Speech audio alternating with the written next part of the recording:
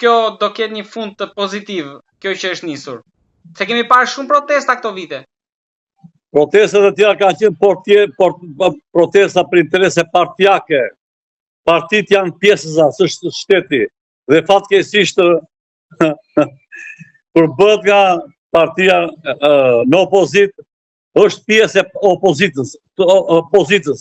Të dy bëhet sigurisht ditën dhe natën ndaj paratë, ndryshojnë kushtetutën, ndryshojnë ligjet për testet e tyre. Unë kryeministër të kryetar opozite. Çfarë reagimesh ka këtë dramë të madh që ka Shqipëria, kryetar opozitës, e pat vetë juve, te çka fare. Pra, ndryshimi është një protestë rinore, jashtë influencave partijake, me interesat të mëdha kombëtare dhe kërkon shirimin e Shqipërisë 35 vjeçare që shkatërroi Berisha me Ramën dhe Rama me Berishën. Ky ndryshimi. Kolonel, lutem, kryeministri tha për CNN që po sulmohemi nga forcat të jashtme. Po, kjo është teoria e luftës së tokë, por me të drejtë e Hoxha atë ditë shumë më mbi të jashtëm. Ndërsa sot Rama do të shpëtojë kokën e tij ku zhytur. Unë ndjek vendin e jashtme se jam asaj fushë diplomacisë dhe zbulim ushtrak hap pas hapi. Komunikoj me njerëz me nivele shumë të larta dhe Greqi dje. Të janë dokrat e Tiranës për të fshehur poshtërsitë e tij që shkatërrojnë Shqipërinë. Nuk na ka faj as i shtet, as i armik. Na ka fat vetë Tirana që ka hyrë këto llumë dhe futi Shqipërinë në sokak. Kolonel, lutem, po Shqipëria nuk duhet të zhvillohet në gjykimin tuaj pra të ketë investime brendet huaja që të vinë këtu? Shqipëria detyrimisht do të zhvilluar shumë, po të zhvilluar tamam strategjia e zhvillimit ekonomik dhe social të vendit. Por e filloi Berisha dhe i vuri Rama.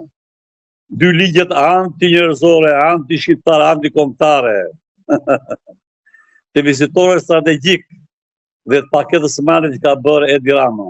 Ku investitor strategjik sakton me emra këj do qefja tia, dhe u jep pasurit më të mëdha kombëtare, dhe këta që u jep pasurit kombëtare lidhen me mafjan botërore dhe jo me popullu shqiptar, dhe me botën e jashtme nuk bën marrëveshje zhvillimi dhe investimi, duke ruajtur sovranitetin kombëtar, pra toka shqiptare është tokë shqiptare, nuk shitet, po mi tokën shqiptare tjepet me qira dhe me investim, po e shet dhe ka fus Shqipërinë dram. Ishulli i Sazanit është ishull strategjik i mbrojtjes Shqipërisë. Pasharimani është porta strategjike që, siç e shikoni, bota po shkon drejt lufte. Dhe shikoni çfarë ndodh me NATO-n në Europë, dhe shikoni çfarë do na zgjidhte në vend që Edi Rama të marrë masa për ngritjen e sigurisë e bërë kombëtare, i zhveshë dhe objekte të strategjike, tokësore dhe ishullore të mbrojtjes.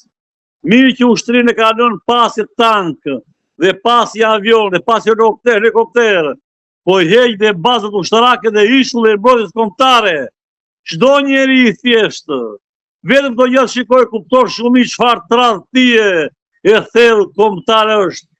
Ne duam investime serioze, investime të zhvillohet vendi, jo me krim ekonomik dhe me mafje botërore, po duam të vinë investitorë serioz të huaj, të jepen objektet ku bën investime duke të ruajtur tokën e pavarësinë tonë, sovranitetin, dhe siç bën Greqia dhe shtetet e tjera zhvillohen, po ruajnë sovranitetin e tyre kombëtar. A i bën Greqia këto me ishull e saj? Unë kam qenë me vjetra herë në luftën e ftohtë me mbrapa